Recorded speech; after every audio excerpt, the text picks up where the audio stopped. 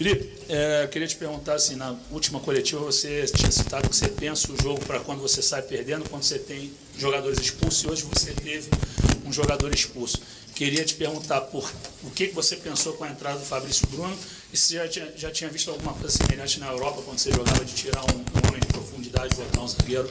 Obrigado, boa noite. Boa noite. Estaria falando a mesma coisa se tivesse perdido também. Penso em todas as possibilidades dentro do jogo, anoto. Pode ir? Pode continuar, professor. Anoto, planejo, não sempre sai do jeito que a gente espera, não sempre acontece as coisas que a gente vem planejando, mas uma expulsão sempre é prevista e o possível cenário do jogo também. E isso aí... Primeiro, muitas experiências que eu vivi, jogando em vários tipos de sistemas diferentes com um a menos, jogando com um a mais, e decidimos rápido porque já estava previsto se isso acontecesse com a comissão, a gente decidiu muito rápido, porque o time tem que ter uma resposta do treinador nesse momento imediata para saber o que fazer, e foram sublimes. Sidão. Boa noite, Felipe. Tudo bem? Noite. Sidão Marinho da Litoral News. Queria que você falasse um pouco do seu sentimento ali na hora da expulsão do Bruno Henrique. Foi um pensamento muito rápido, até parabéns por isso. Você leu muito bem o jogo na minha visão. E no intervalo, qual foi a tônica que você usou com seus jogadores para manter o ímpeto? Porque, pelo menos da minha visão, eu não vi aquele jogo onde parecia que o Corinthians faria um gol a qualquer momento. Eu vi um Flamengo, mesmo com um a menos, igualando as coisas dentro do gramado. Obrigado. A expulsão do Bruno foi uma pena, porque para mim era o melhor jogador em campo até o momento. Estava sendo um perigo constante pelo lado do Mateuzinho. Estava atacando bem, estava defendendo, estava correndo o que mais. E, obviamente, um jogador desse calibre tão importante, perdê-lo, não só perder ele e ficar com a menos, é um golpe importante para a equipe. Mas eu tenho uma equipe, um grupo de homens fantásticos que tenho que exaltar. O que eles fizeram hoje no campo, o que eles correram, o que eles se doaram é louvável. Mesmo se tivesse vindo aqui com outro resultado, eu teria falado a mesma coisa. Eu estou muito orgulhoso do time que eu tenho, da equipe que eu tenho na mão. Conheço esse grupo, já falei como ninguém.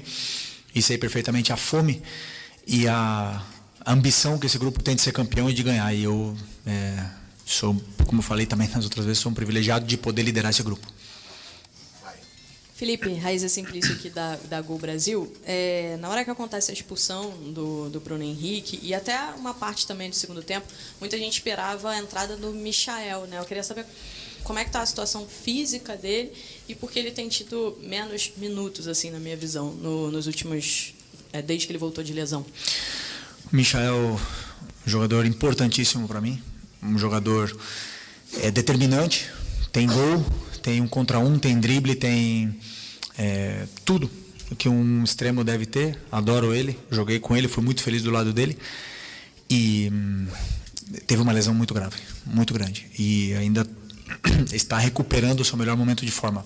E era uma troca certa hoje, o Michael era uma troca certa, porém com uma troca que fizemos no primeiro tempo e a segunda depois com a lesão do Nico, me deixou só com mais uma parada, né? Então eu tive que segurar o máximo possível essa parada, por se alguém não aguentasse até o final, porque estava correndo muito, por se alguém tivesse mais uma lesão, e eu tive que aguentar a última troca, que foi o Plata, até o final. Então o Michael não entrou por um motivo tático hoje, mas é um jogador que vai ter os minutos praticamente todos os jogos, porque, como eu te falei, um jogador muito importante, e eu quero ter a melhor versão dele o mais rápido possível, e estou fazendo de tudo por ele e por todos. Felipe, Isaac, Flavoz. Felipe, há muito tempo que o Flamengo não consegue desempenhar um papel de conseguir segurar um jogo, de conseguir segurar o emocional. A gente viu isso aí em outras competições, ele saindo e não conseguindo segurar dessa maneira. O que você fez para que esse grupo resgatasse isso? Conseguisse jogar segurando o jogo sem aquela catimba que a gente conhece no futebol sul-americano, mas jogando com cabeça, com consciência, você vendo o olhar dos jogadores, a postura deles, que estavam realmente ali jogando, deixando o Corinthians correr atrás e o Flamengo jogando para poder conseguir o resultado. Primeiro de tudo, um grupo que criou jogadores grandes, jogadores gigantes, que crescem nesses momentos. Nos grandes clássicos, nos jogos mais importantes, em finais, são jogadores que são decisivos. Eu tenho um grupo de jogadores decisivos. E a primeira troca que eu fiz foi um jogador de seleção brasileira, né? E então, eu sei o que eles vão me dar, eu sei o que eles vão render. Então, assim, simplesmente eles têm que continuar acreditando neles. Eu não tenho feito muito mais do que dar soluções táticas, porque eu sei do que esse grupo quer, eu sei o tanto que esse grupo quer ganhar. Tanto é que tu vê como os jogadores saem do campo exaustos, eles dão a vida um pelo outro, pelo companheiro, eles se abraçam, eles querem, eles saem machucados do campo, eles saem sangrando do campo. Então esses meus jogadores querem mais que ninguém. Então quando não conseguem atingir o objetivo, abala, claro que abala, porque jogar no Flamengo, o maior time para mim do Brasil e um dos maiores do mundo, você quer botar a sua foto na parede, quer fazer história. E quando não consegue, dói. A gente quer fazer história aqui. Felipe, Rodrigo Cerqueira, TV Globo. Durante o primeiro tempo, eu observei que o Rossi foi algumas vezes conversar com você. No segundo tempo, já o Davi Luiz.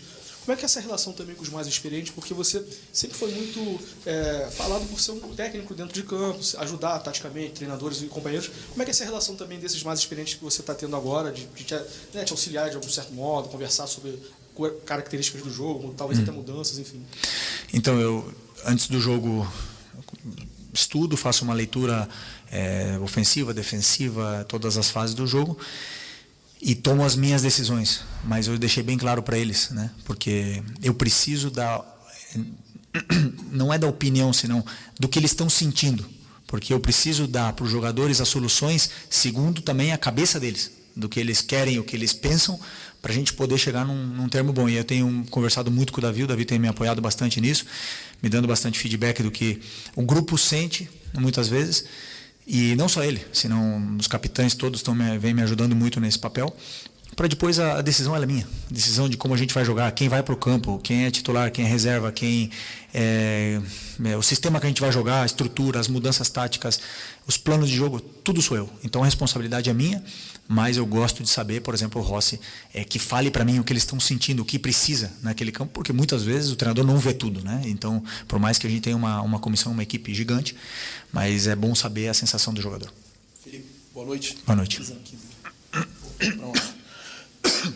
Essa tosse tá braba, também tô. Felipe, o que acontece? Você teve o seu primeiro revés na quinta-feira, o Flamengo tendo muito volume no primeiro tempo, infelizmente, dois contra-ataques, tomando ali 2 gols e perdendo para o Fluminense. E aí, a torcida liga um sinal de alerta, começa a se falar muita coisa, você conhece bem o Flamengo, sabe como é que funciona. Queria saber, assim, como é que foi a sexta e o sábado seu com o grupo, para manter o grupo confiante, assim, ó, o Flamengo tem a vantagem, a gente tem que ir lá, tem que jogar. É óbvio que a torcida do Corinthians, por ser um time de massa, vai fazer uma pressão, vai ter tudo aquilo que envolve um jogo desse tamanho. Como é que foi, assim, para você, para manter o grupo confiando e manter o grupo atento nesse jogo? Boa pergunta. Um dia depois do jogo do Clássico que a gente perdeu, com certeza deve ter sido uma das piores noites minhas no futebol. A primeira derrota doeu muito. Na manhã seguinte, eu acordei, eu entrei no CT e me animei de novo. E recebi uma mensagem do meu grande amigo René Simões, que parecia que estava dentro do meu cérebro, falando tudo que eu estava sentindo. E tive uma troca com ele dessa primeira derrota como treinador profissional. É uma experiência interessante, dura, mas claro que ia chegar, eu sabia disso. Uma coisa é certa, eu tenho plena certeza do que eu acredito, das minhas convicções, do que é o jogo, das minhas ideias, e eu não vou abrir mão disso. Ganhando, perdendo, eu vou continuar na linha. Então, quando vocês forem julgar o Flamengo do Felipe, ele é o Flamengo do Felipe, ele não é o Flamengo da opinião da imprensa, ou opinião de um diretor, não. É o que eu penso do futebol, eu não vou abrir mão, ganhando ou perdendo, porque eu penso o futebol dessa forma. Então, eu me animei, claro, contagiar o grupo. Temos que uma oportunidade gigantesca de jogar uma semifinal nesse estádio, nessa atmosfera incrível, e os jogadores obviamente querem ser campeões. Felipe, boa noite. João Pedro Fragoso, Jornal Globo. Parabéns pela classificação final. Você falou da decisão rápida que você e a sua comissão tomaram e tinham que tomar, segundo você, depois da expulsão do Bruno. Eu queria entender um pouco mais qual foi o seu pensamento ali na hora para colocar o Fabrício Bruno uma linha de 5 no time. O que você pensou do jogo naquela hora? Obrigado. O plano de jogo, né? É uma estratégia onde eu não vou abrir muito, mas assim, meu pensamento primeiro era proteger a defesa e entregar a bola para o Corinthians. Entregar a bola para eles e saber que eles iam ter que criar. Porque muitas vezes a gente vai pressionar, corre muitos riscos e eles têm jogadores rápidos na frente. Então, a partir desse momento, entregar a bola para o Corinthians e a gente sabia dos jogadores, das capacidades, por exemplo, que a Arrascaeta tem de não perder a bola, do Gerson não perde a bola. O próprio Eric, que fez um jogo extraordinário. E não perde a bola, ou perde pouca bola. Então, são jogadores que conseguem segurar e fazer a equipe avançar. Esse foi o meu pensamento. Então, a partir do momento que eles iam forçar alguma jogada, a gente teria jogadores aí para conseguir tirar o time de trás e eventualmente ter chances de gol. Boa noite, Felipe. Gabriel Alfa, canal Paparazzo Rubro-Negro. Felipe, no lance do gol anulado, assim que a bola entra, a gente percebeu que o Arrascaeta virou meio que comemorando e apontando para você, como se você tivesse falado alguma coisa para ele antes da cobrança ou em algum treino. Queria que você falasse o que rolou aí nessa comemoração com o Arrascaeta. Automaticamente, assim que a bola entra, sai apontando para você, como se você tivesse dito, né, que essa jogada ia sair, a bola ia entrar. Obrigado. Uma comemoração normal com um jogador importantíssimo e como a gente vive tanto o futebol, simplesmente nos demos um abraço ali e comemoramos juntos. Infelizmente, um gol, não sei a linha, não consigo entender muito bem, mas foi anulado. Paciência, correr atrás do resultado. Felipe, Simon, do Coluna do Fla. Você já falou sobre a alteração ali, da mudança, a estratégia, quando tirou o Gabigol e colocou o Fabrício Bruno. Mas a minha pergunta é, o Gabigol, que tem sido bastante questionado nos últimos jogos, né, que não tinha oportunidade com o Tite antes e está tendo oportunidade novamente com você, ele virou essa primeira opção pelo mau desempenho dele hoje ou foi realmente só uma questão estratégica? E como é que tem sido o desempenho dele para você? Essa luz está muito forte ali, não. Desculpa. Aí. O meu time, o meu modelo, eu jogo com 9 profundo, ok? Profundo que dá profundidade ao time, que ataca o espaço. O Gabi tem essa função no meu modelo de jogo. O atacante, o 9, tem essa função. Pedro machucado. Carlinhos não pode jogar. E que outro jogador ataca melhor espaço que o Gabriel? Está no melhor momento dele? Não está. Todos nós sabemos, não está. É um jogador que não vai se recuperar nunca? Não sei, depende dele. Ele não foi nada a ver com o jogo que ele estava fazendo, senão com a estratégia que eu tive para o time. Naquele momento, a primeira opção sempre é tirar o atacante e deixar no campo jogadores que podem aguentar e ser mais resilientes na parte física, né? E no caso, ele que tem uma função estratégica de ficar profundo e atacar o espaço, obviamente que eu precisava deixar o Arrascaeta ali, porque o Arrascaeta é meia e cobre mais o campo do que o Gabriel, então uma questão especificamente estratégica. Aqui, boa noite, Felipe, Vinícius, canal Vini Rubro Negro. Você já até falou do Arrascaeta, ainda falando do jogador, eu queria saber o que você pensou para o posicionamento dele hoje, porque até mesmo quando o Flamengo ainda tinha 11 em campo, ele parecia jogar um pouco mais ao lado do Gabigol e não tanto como um jogador mais centralizado. E aí, quando o Flamengo ficou com a menos, aí que ele virou mesmo um falso 9, queria saber o que você pensou para esse posicionamento dele, se isso foi treinado. Não, o posicionamento não estava correto nesse momento, era uma coisa que eu estava tentando corrigir, né, dele e do Gerson, e não estavam bem posicionados do jeito que eu queria. E o posicionamento dele era um pouco mais perto do Bruno. Mas ele tem a tendência, né, de ficar mais alto, mas eu acredito que tenha sido pelo número de erros que a gente teve com a bola no começo do jogo, de domínios, um gramado muito diferente, estava escapando muito a bola do nosso pé, demos um pouco de contra-ataque, de transições para o Corinthians, ele acabou correndo demais e perdendo esse posicionamento dele depois quando a gente tinha a bola, mas era uma coisa que eu estava tentando corrigir o tempo todo, gritando para ele poder corrigir esse posicionamento. Boa tarde, professor. Boa noite a todos. Professor, o Flamengo é o clube que mais chegou a finais de Copa do Brasil. Eu queria saber qual que é esse segredo, qual que é o emocional para jogar mais uma final. 10 finais. Eu e o Diego Riba, a gente sempre comentava, né, que o pessoal cobra o título, mas como é difícil chegar todo ano em finais. Como é difícil. Todo mundo quer estar na final. São muitos times que jogam. E todos eles querem estar disputando. E o Flamengo está ali todo ano. Copa do Brasil, Libertadores e Brasileiro. E às vezes até peca por querer ganhar todos, né? É difícil o calendário, mas com o grupo que tem e com o elenco que tem, né? Tirando as lesões, infelizmente, que a gente teve essa temporada, o Flamengo pensa muito grande, né? Então, e como eu repito, não é fácil estar nessas finais. E o grupo, eu estou completamente tranquilo, porque são jogadores acostumados a jogar finais, são jogadores acostumados a estar ali todo ano brigando, todo ano se exigindo ao máximo, não perdem a fome, não perdem a ambição, ao contrário, querem mais fotos na parede, querem mais história, e aí o emocional fica mais fácil, porque são jogadores que sabem lidar com esse momento. Felipe Luiz, boa noite. Gil Carvalho, Rádio Superando Gigantes Esportes.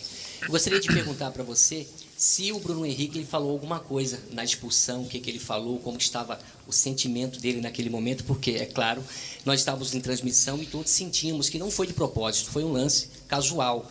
E o sentimento dele, não é um jogador violento, deveria estar ali com bastante pesar. Você poderia expressar o que ele te falou, coisa do tipo? Por favor.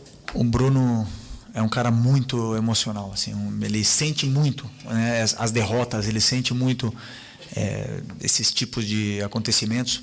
Ele sente muito quando o juiz erra também, né? Ele é muito emocional, ele bota para fora demais. E é um jogador que deixa a alma dele pelo clube. E eu falei para ele, pode ficar tranquilo que o grupo vai correr para você, não tenha dúvida disso. O grupo ama o Bruno Henrique, sabe o quanto ele entrega tudo que ele tem pelo grupo e pelo clube, sempre. E foi uma pena, porque a expulsão é justa, mas nem tudo foi justo nesse jogo. Nem tudo foi justo. Vai. As últimas duas. Felipe, boa noite. Descendo para cá para a coletiva com dois amigos cronistas, um deles disse que você, discípulo do Jorge Jesus, teve uma tarde de Diego Simeone. Isso me levou a duas referências, né? Uma, que em 2020, com o Jorge Jesus, o Flamengo chegou a ter um jogador expulso e teve que trabalhar com essa desvantagem e foi até superior tecnicamente ao adversário, mesmo tendo um jogador a menos.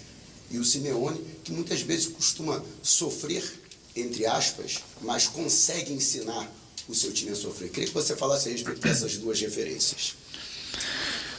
Bom, aquele jogo com o Jorge Jesus, a gente foi praticamente a mesma coisa.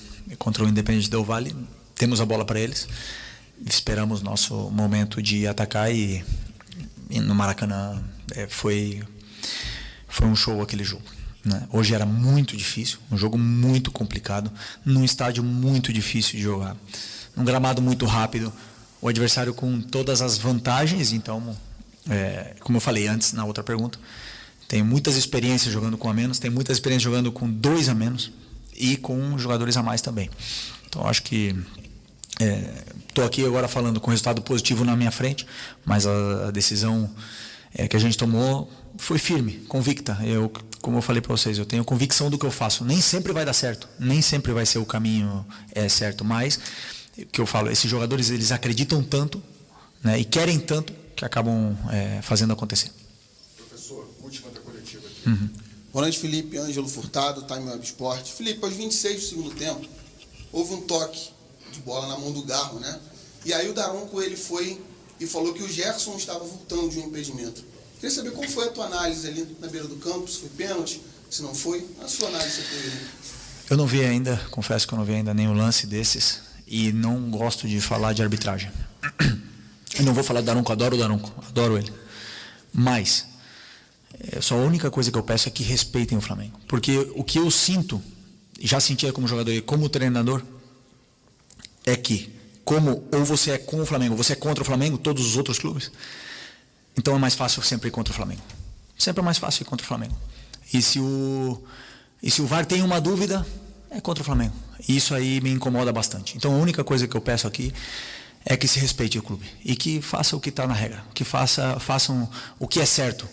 E se falam que o VAR como é que fala? Não. Intercepta o menos possível o jogo, né? Intervém o menos possível. Isso, intervenção mínima. Sigam a regra, por favor. Chega lá na televisão e olha o que está acontecendo realmente. Não se manipulem pelo que estão falando lá em cima. Os árbitros são bons, a gente sabe disso. Eles vivem uma pressão muito grande, mas a minha sensação é que é muito fácil. Está sendo muito fácil ir contra o Flamengo. E isso me incomoda. Isso é a única coisa que eu quero. Não quero vantagem. Eu quero que sejam justos. E pronto. O nosso Flamengo conseguiu o que precisava. Segurou o empate por 0-0 contra o Corinthians lá na Neoquímica Arena, pela Copa Betano do Brasil. Com isso, estamos na final da competição. Mas nem tudo foi só alegria. Logo no início do segundo tempo, De La Cruz sentiu a coxa e teve que sair de campo. E isso deixou a nação rubro-negra apreensiva. Estamos a caminho de mais uma final de Copa do Brasil, agora contra o Atlético Mineiro, nos dias 13 e 11 de novembro. Mas a grande dúvida é, será que De La Cruz vai estar com a gente nessas partidas decisivas? O problema que ele sentiu foi na posterior da coxa direita, e, como sabemos, esse tipo de lesão preocupa bastante. O departamento médico do Mengão já começou a fazer os exames e avaliações para ver se ele vai ter condições de jogo, mas ainda não temos certeza. É claro que isso acende um alerta na torcida, porque o uruguaio tem sido peça fundamental no time do Filipe Luís. E aí? Será que ele se recupera a tempo ou vamos ter que mexer no time justo na final? Além disso, nem tudo foi perfeito nesse jogo. O nosso Bruno Henrique acabou sendo expulso depois de uma entrada forte em cima do Mateuzinho, ex-Flamengo, e isso já nos complica para o primeiro jogo da final contra o Galo. Filipe Luís vai ter que quebrar a cabeça para armar o time, principalmente sem essas duas peças tão importantes. Mas, a verdade é que esse grupo já mostrou sua força, e a nação rubro-negra vai empurrar como sempre, seja no Maracá, seja fora de casa. Agora, é respirar fundo, torcer pela recuperação do De La Cruz, e confiar que, com ou sem desfalques, esse time vai dar o sangue para trazer mais um troféu para a Gávea.